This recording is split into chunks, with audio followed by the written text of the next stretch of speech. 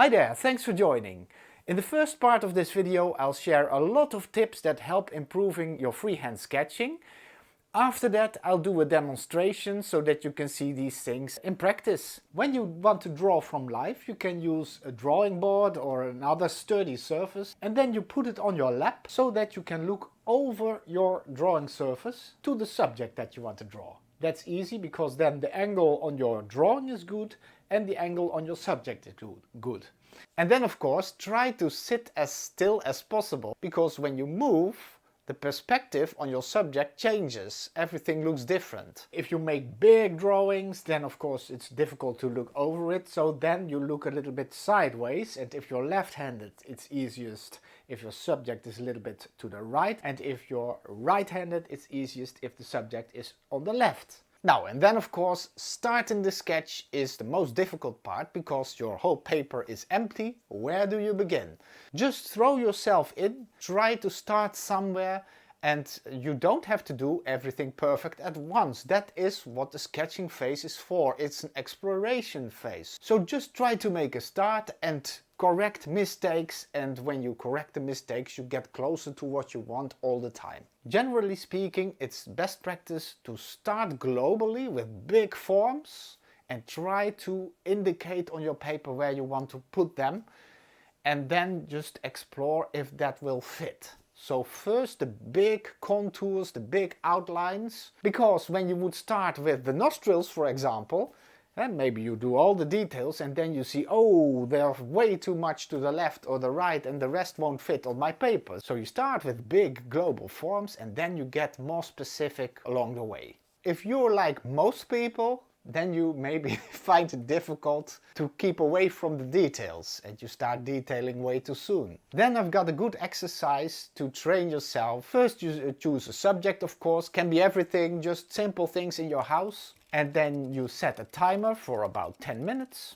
And then you start sketching, but you only look at the big forms. In those 10 minutes you try to put the big forms as good as you can on the paper.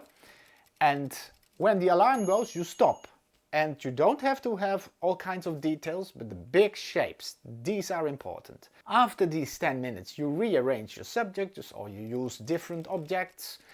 And then you start again for 10 minutes. And if you do that for a few weeks, you'll quickly improve on daring to think big, in big shapes.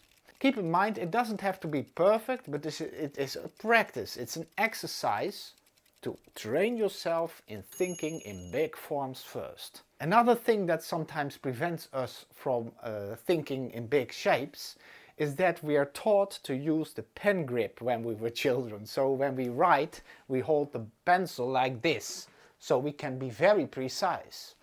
But when drawing and when you want to make big forms, it can be easier to hold the pencil like this. We call that the overhand grip. Then the movement comes more from your arm and your shoulder. This way I can easily make very big shapes. And of course, whenever you want to get into details, then you switch to the pen grip again. Also in the sketching phase, keep it light. Don't start drawing with a lot of force, because then you have dark, hard lines that you cannot erase. Also, having said that, it is not necessary to erase all your mistakes all the time. Sometimes I see people starting to sketch and they make a line and they immediately start erasing, and then they put a new line and start erasing again, and nothing happens.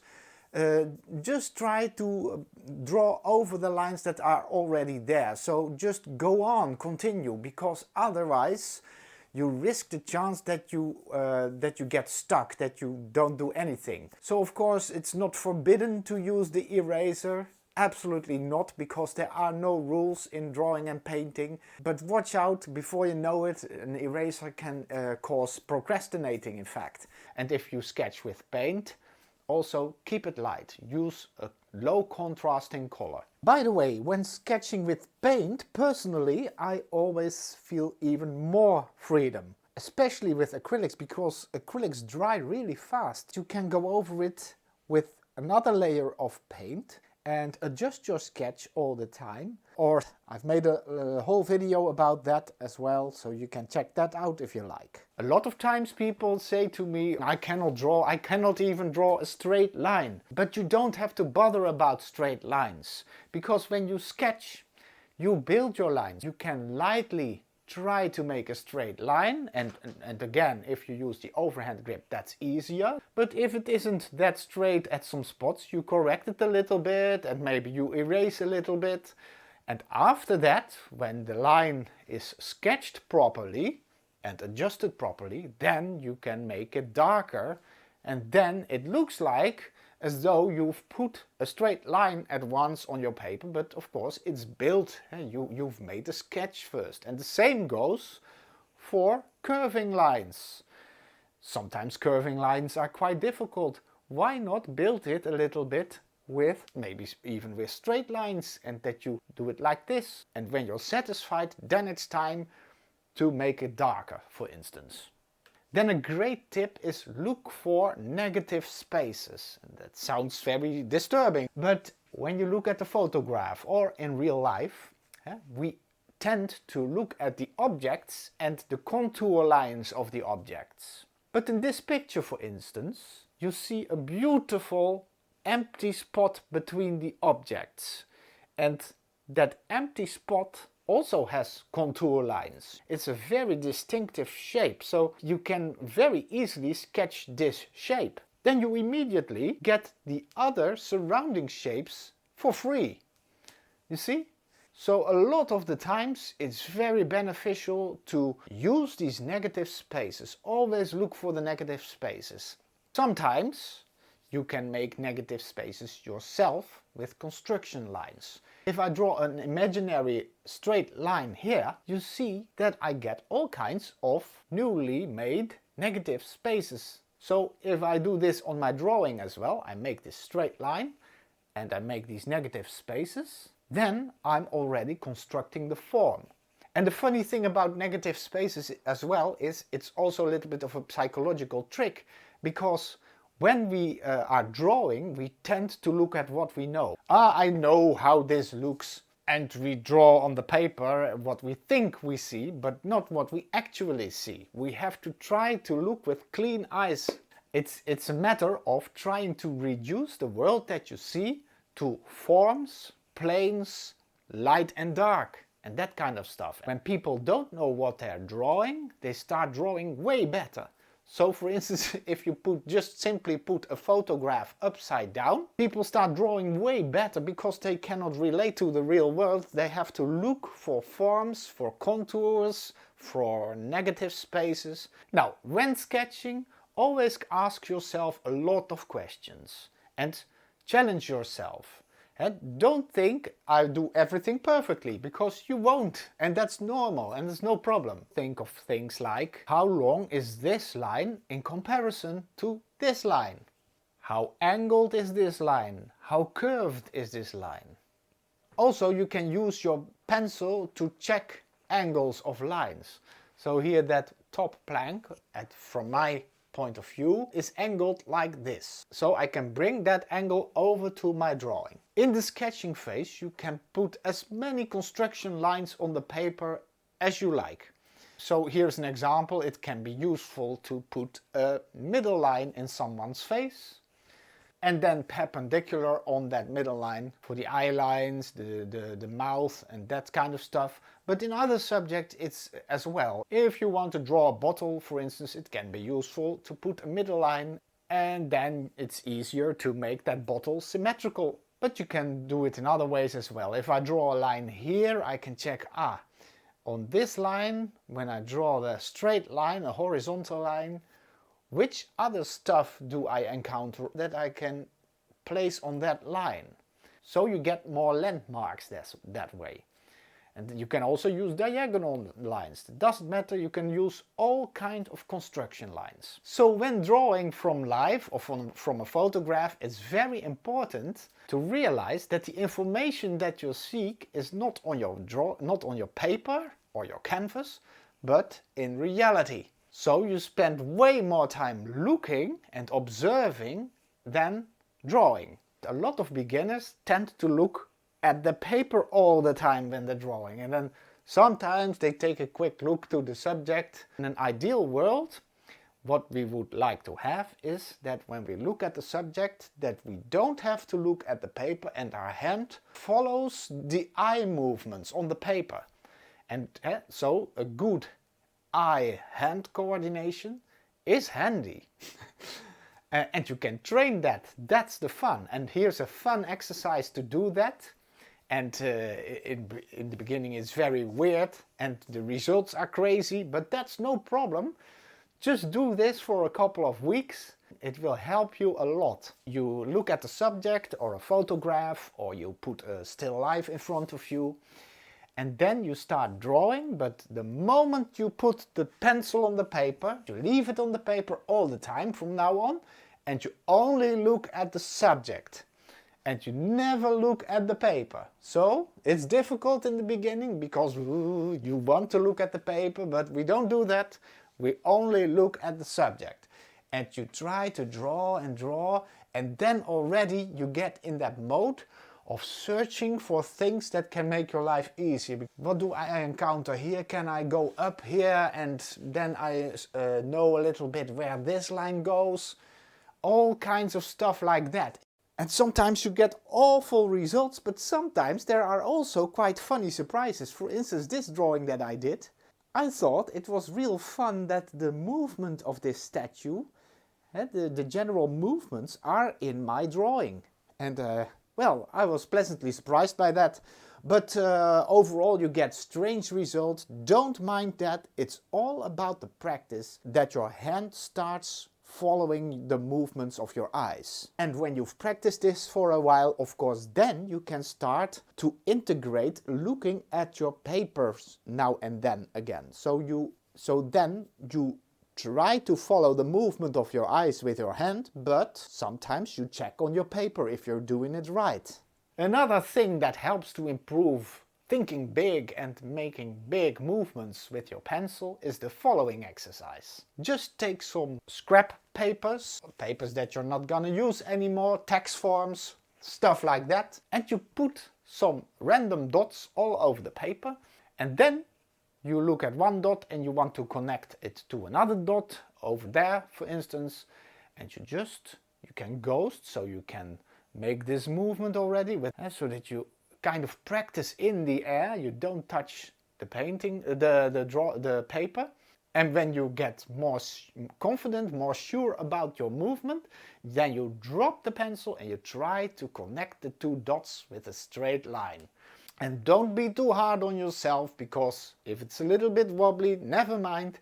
It is about the practice, the exercise of making big movements. Sometimes you don't have inspiration to make the new Mona Lisa, for instance. Then you start doing these simple exercises. It's just fun to do, and it's also relaxing, but it also helps. You will see the next day when you start drawing again that you more easily make bigger shapes. Another simple yet effective tool is to look for halves, thirds and quarters. These mountains, for instance, are they halfway in my picture, or are they more towards the top of the picture, maybe at 1/3 of the top, maybe 1/3 of the bottom, maybe a quarter from the bottom?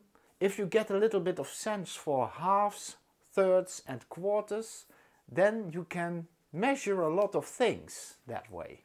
Now, then I have an exercise to practice that sense of halves and thirds.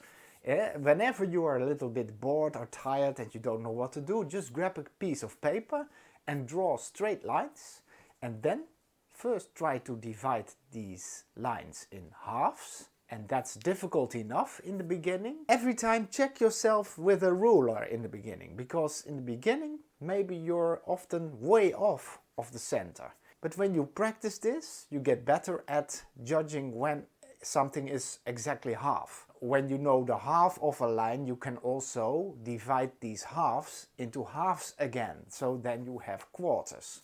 The same thing you can do with lines, and then try to divide it in thirds. So you just put those lines at the spots where you think the thirds are. And then again, take a ruler, check yourself. It's just an easy, fun practice and it helps a lot. Maybe you already know when we look at portraits, we have a kind of standard that the face can be divided in 3 equal parts: the hairline, the brow line, nose line and the chin. Well, and if you're used to thinking in thirds and in halves, all these things get easier. So when you see a scene like this, when you want to draw that figure, for instance, sketch that figure, then you can use all kinds of imaginary lines and rest forms, negative spaces, well, and other things. But I'll show you how to approach this. Where do you start? First thing, I want the guy to fit on my paper. So the rest of the scene I leave for what it is. So my main concern is this figure.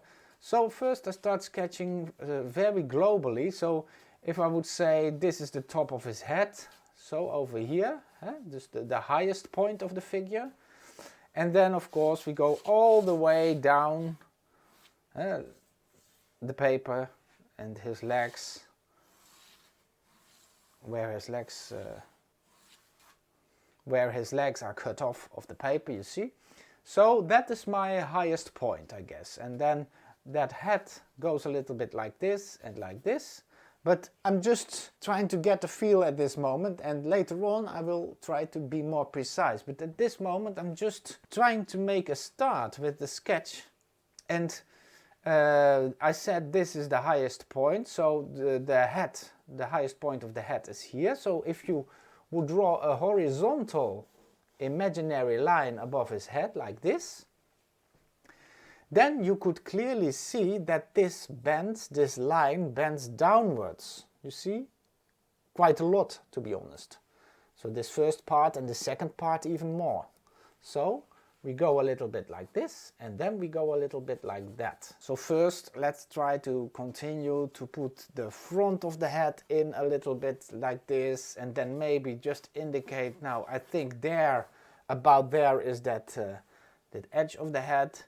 And then the back of his head, something like this. But now let me show you what happens if you mistakenly do the proportions wrong. So for instance, I have the head, and now I do the back like this. I do it way out of place. I do it far away to the right. So this poor guy gets a very painful back, and I do this like this. You see, and then I think so, like this, and then here is arm. So there we go.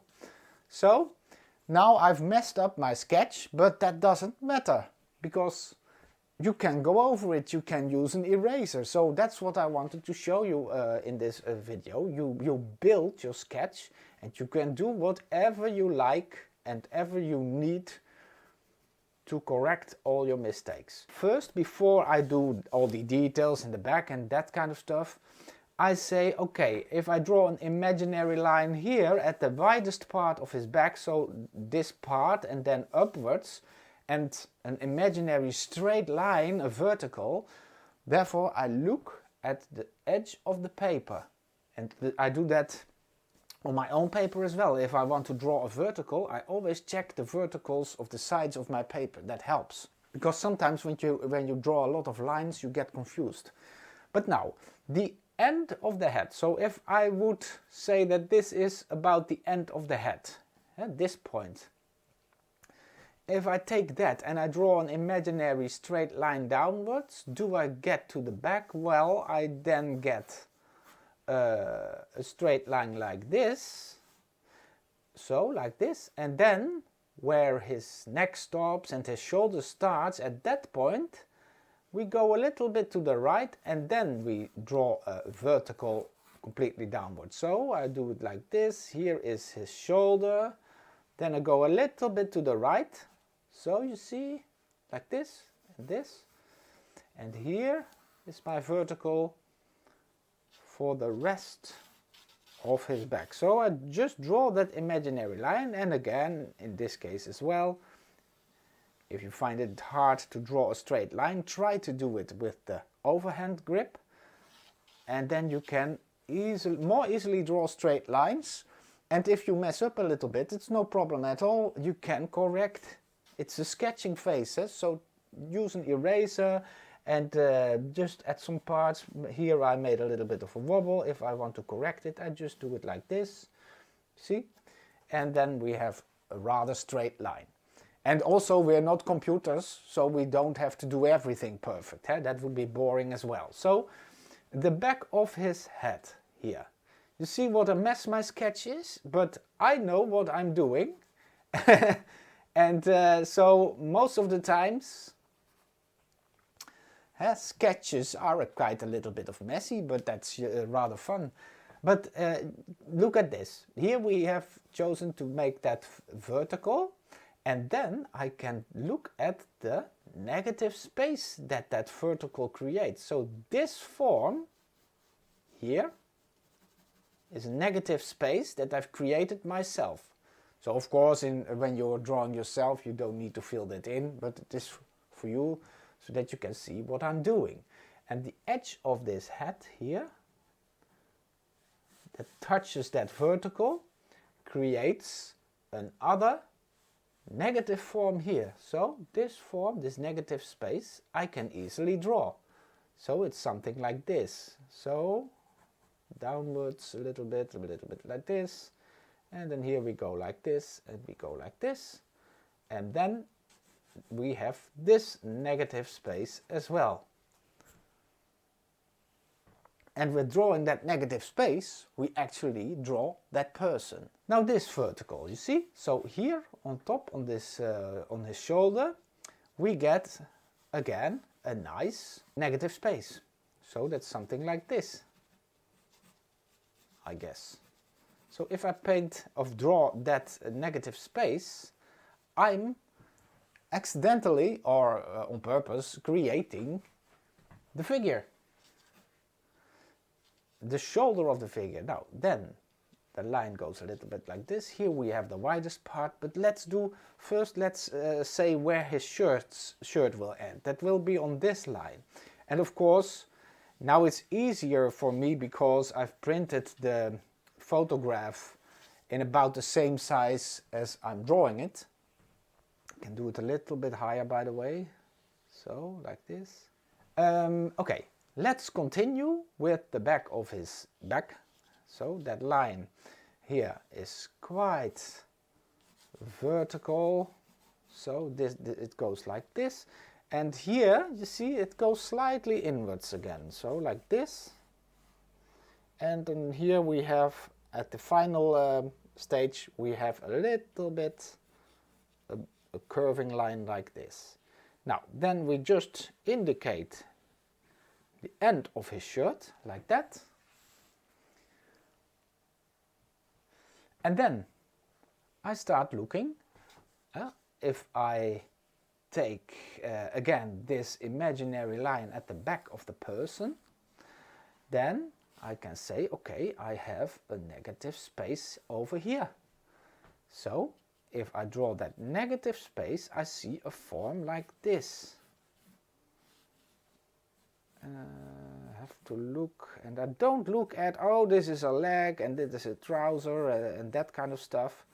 I just draw the negative space. This form is what I'm looking for.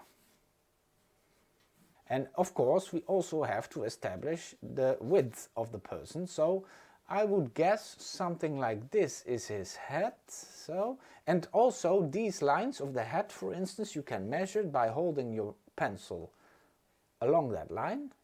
And if you see a subject in the distance, you can do it like this. I see a subject there, I bring it over to my paper like this. But now I have it here and I do this, and then I say, okay, that this line goes in this direction, and I can take it endlessly. I don't know where I have to stop that line. That doesn't matter at this stage. Then I look at the top line, the edge of the on the top, and you see that these two lines converge a little bit. So this line goes towards the line we did recently. So it has to go a little bit like this.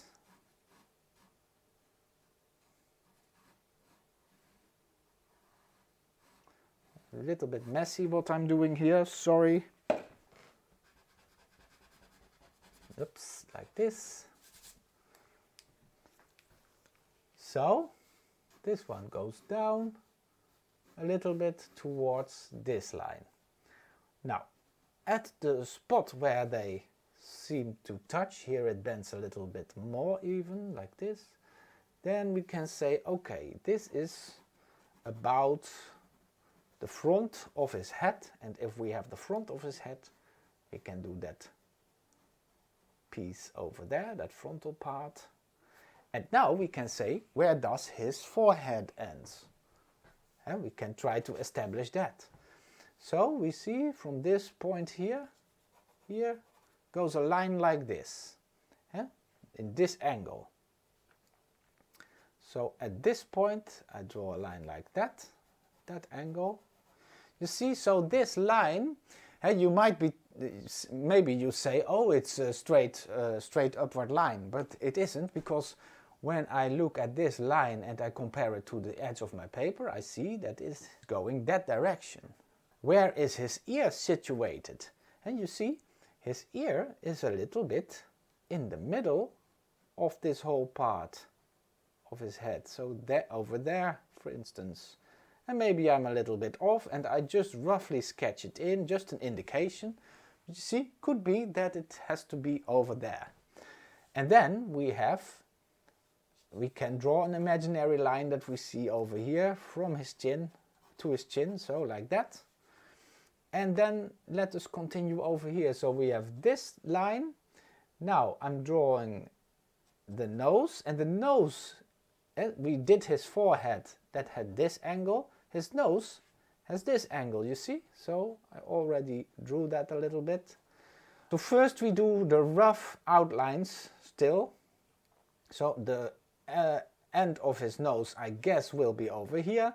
Then his mouth, and then this is a little bit of a form like this in generally speaking. So I just do it like this. We can correct it later on. We can add details and that kind of stuff. But at this moment, I just keep it like this. It's the sketching phase. It's no problem if everything looks ugly. Don't mind that. We must learn not to worry about ugliness and that kind of stuff, because we're building our sketch, we are building our drawing or painting.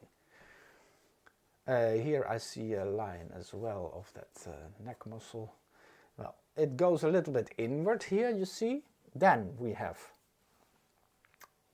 this line going up like this a little bit. And here that belt of the saxophone makes a curve like this. And you can also, when you have a photograph or when you look in reality, you can also just follow the line with your pencil to practice kind of the swing, and to practice the movement. So you do like this on the photograph, or if you see something in front of you, you practice that form, and then you say, okay, this kind of curve. But as well, you can build a curve. If you want to make a nice curve like this, but you're not so sure, you can make a straight line and you say, okay, there it goes a little bit like this, there it goes a little bit like this, and there. So I'm now doing an imaginary curved line, but to show you that you can build a curved line by making edged lines. So now I know what my curved line has to look like, so now I can do like this.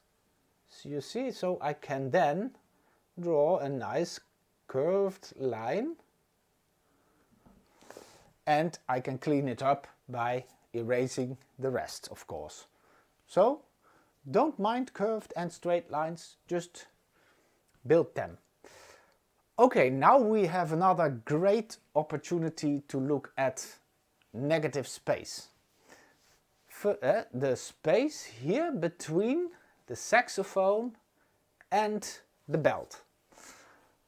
First, let us establish how high the saxophone is in his mouth. Where is that line? And I guess you have his nose, and then over here, about here, is the place where I indicate the height with a horizontal line at this moment. There, about there, is where his saxophone is in his mouth. And now, where will it end? Somewhere here, I guess, but maybe I'm going a little bit too far, but we'll see that later on. That's no problem. We're just building, we're just trying out. I just try to dare. It is just a little bit scary always, but that's no problem. Just try and you can adjust and alter everything. No problem at all. So just keep on going and trying. And that's what I do as well. So here's the saxophone then here the chin, this, and then the belt. I indicate it with a line like this, you see? I guess I'm quite about right with the angle.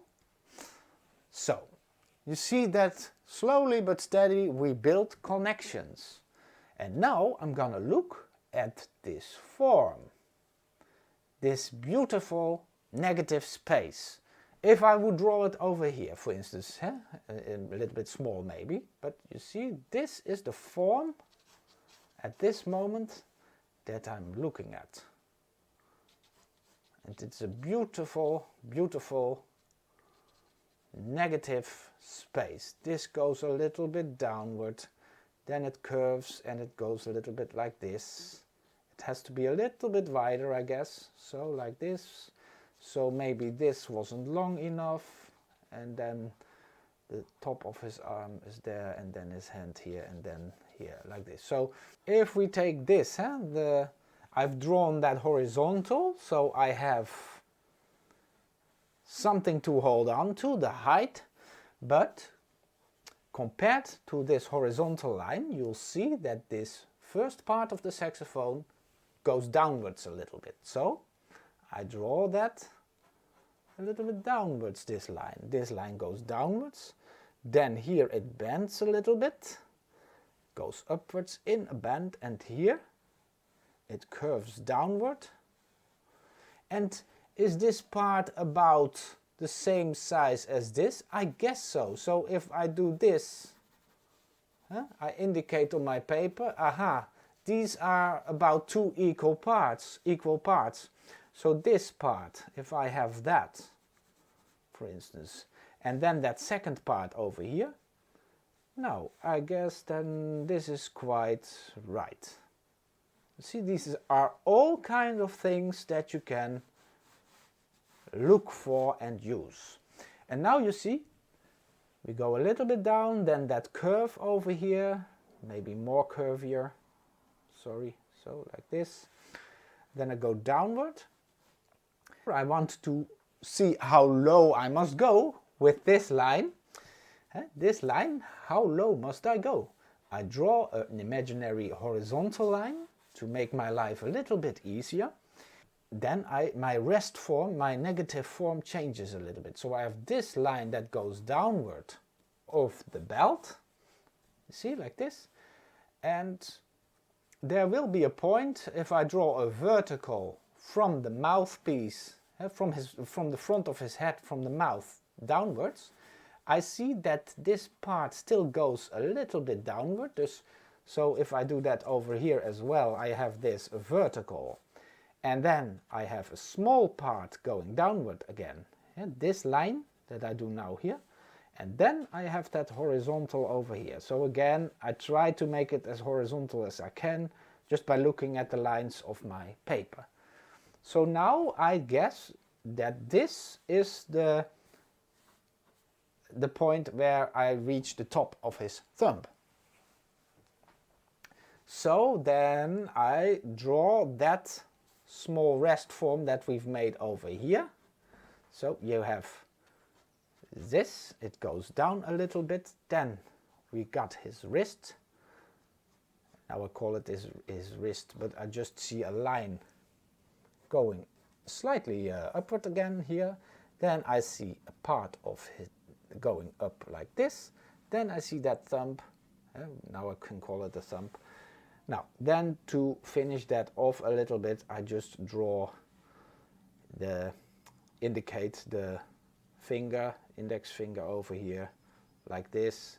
Well, his pinky sticking out a little bit, but that's for later, because we don't get into details in this stage. So that curving of the sleeve over here is a little bit like this. Then we can go downward a little bit like this. It goes like that. I don't know where it has to stop. Oh yeah, the next thing maybe we can do is try to find out his chest. Okay, so his chest,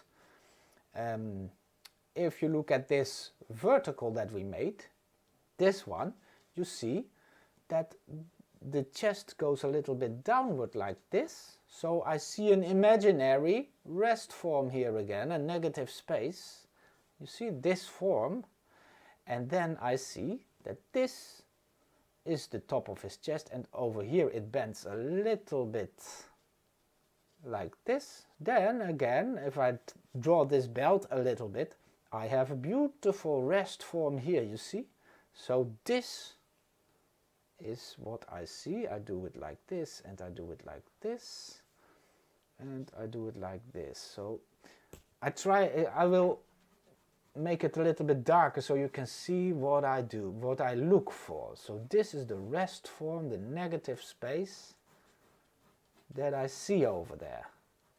By the way, I make mistakes as well, and I'm showing it on video, so chances are that I mess up some things, but it's the way of thinking that's important, and you can correct your own mistakes. Let's continue with the global forms, because that's important first. So the saxophone, by the way, this line I draw straight down. Don't know where it has to end. I guess because his shirt ends over here, so a bit like this. You see that we have indicated that here, so it goes a little bit down underneath that line still. So about here, I guess. Just dare to put it in. Who cares if it is wrong? You can always adjust.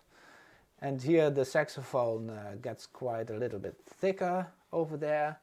And well, here all kind of stuff on the thing, on the saxophone. So we have this. Then we have here, we have a rest, a negative space. But I don't know yet if the proportions are correct of what I'm doing. This seems to be going upward, and then over here we have drawn that pinky over here, for instance, his hand, we've indicated that. Well, then I guess about here, let's take a look. I think about here it curves a little bit like this, and then we get that opening over here. I just indicate it very lightly. I can adjust it later on if necessary. It's always necessary, it's almost always necessary, because first initial sketchings often contain a lot of mistakes. But that's no problem, of course, as I say all the time. But this one, we can be a little bit more sure about this negative space here, you see. So we have the front of his body here. Then we have this negative space.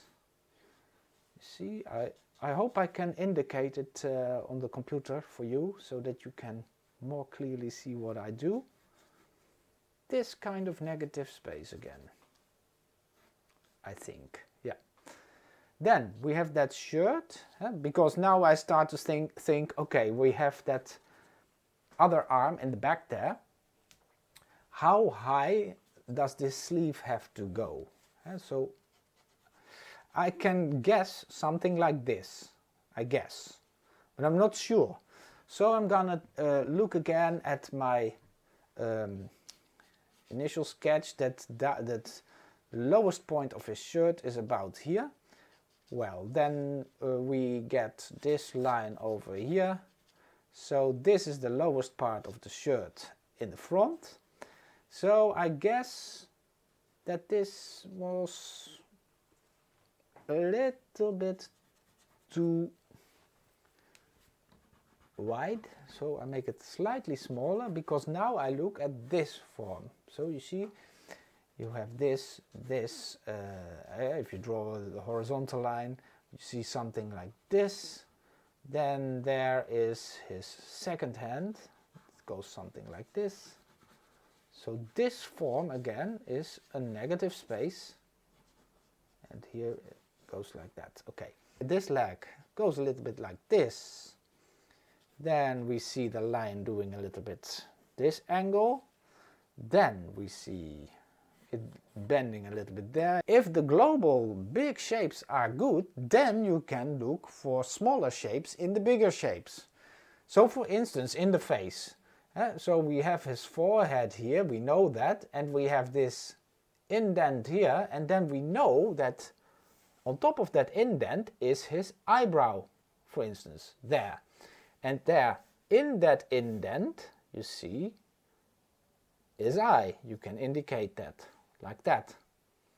Yeah, so it's just an indication, it's not detailed yet or something like that, but it is just to indicate the details or the smaller forms in the bigger forms. You can indicate his hair. So his facial hair over here. So this is a shape like this, you see, and then it goes like this. The shoulder, for instance, I see a line going like this, up, and then we get this shape, and this, and then we get that the arm goes like this. And we can hardly see it, but here it bends over like this. And here we have the shoulder, then we have upper arm, and then we have that lower arm going like that, and the wrist over there. So it's always a kind of puzzle, and that's very nice to do. So the edge of his trousers, for instance, like this, that line, this one. Oh, it goes a little bit like this, I'm sorry. So there we go. See? His pockets over here, and this pocket over here. So form like this, that I guess. So like that, like that. Yeah. And then you get other landmarks within the big form. So you can say the top of the ear is on the same line as the eyebrow. And the bottom of the ear, for instance, if I draw a horizontal line, in this case is at the bottom of his nose.